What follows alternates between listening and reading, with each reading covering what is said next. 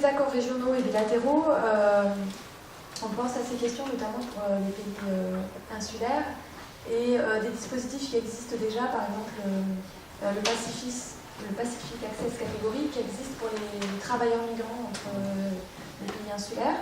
Pourquoi pas l'élargir à pas seulement des travailleurs migrants mais aussi à des déplacés climatiques.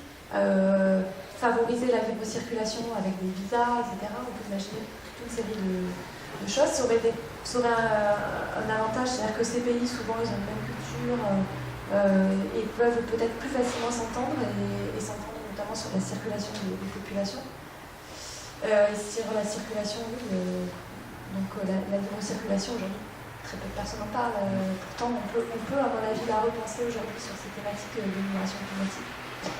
Les limites, c'est que finalement, ce sont toujours les mêmes pays qui vont supporter la charge de l'accueil.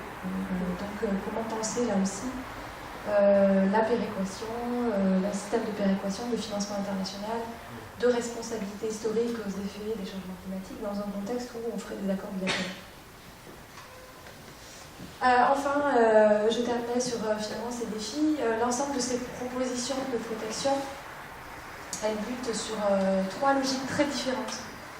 Quand on examine ces propositions, il y a des logiques tout à fait entendables, de logiques de responsabilité.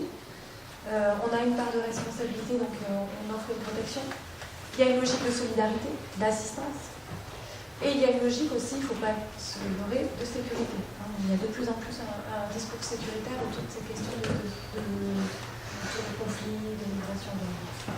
Donc il y a une réelle tension entre ces trois dimensions, ces trois logiques.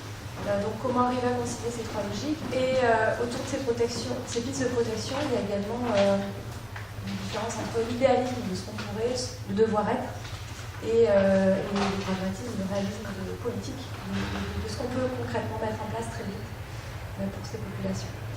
La question de la faisabilité politique dans un contexte migratoire très tendu en Europe et bien sûr ailleurs, encore plus ailleurs. Donc certains collègues défendent une approche donc, du coup, holistique, c'est-à-dire une approche pluridisciplinaire, penser la question de l'immigration climatique à une dimension pluriéchelle, au niveau international, régional et local. Il faut agir de façon concomitante. C'est pas parce qu'on pense une convention internationale que ça doit nous empêcher de penser, par exemple, des accords bilatéraux. Et puis, il faut surtout penser aussi les acteurs. Qui seront les acteurs, les futurs acteurs institutionnels? Est-ce que c'est le commissariat aux réfugiés? Est-ce que c'est l'Organisation internationale des migrations? Il y a des logiques de concurrence d'agenda et de mandat, j'allais dire.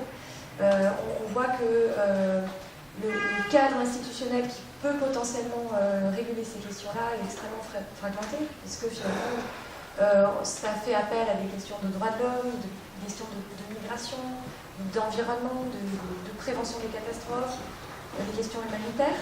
Et tout ça, ça répond à des acteurs institutionnels auprès des Nations Unies, par exemple, très différents. Donc qui pourrait aujourd'hui appréhender cette question de façon